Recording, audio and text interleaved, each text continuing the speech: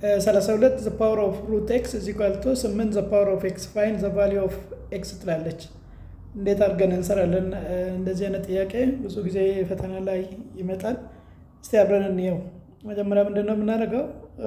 ሶሉሽን 32 the power of root x is equal to 8 the power of x ነው ያለን። 32 እና 8ን ለማገናኘት አለብን። 32 ማለት 2 the power of 5 ነው።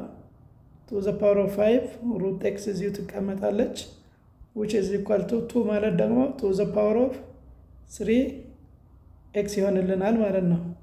አሁን ቤዙን ተመሳሳይ ስላደረግነው 2 እና 2 ተመሳሳይ ስለሆነ ፓወሮቹን እኩል እናደርጋለን። 5 root x is equal to 3x ይሆንልናል።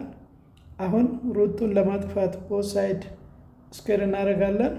both side square ስናደርግ 25x is equal to 9x square ሆነልን።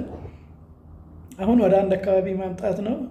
9x square minus 25x is equal to 0 ሆነልን።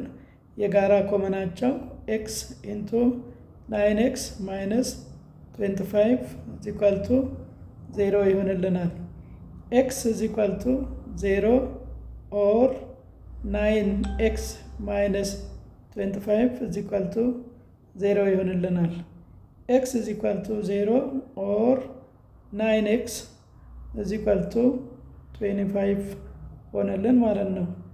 x is equal to 0 or መልሳችን both side ለ9 ስናካፍል is equal to 25 over 9 ብለን እንመልሳለን ማለት ነው።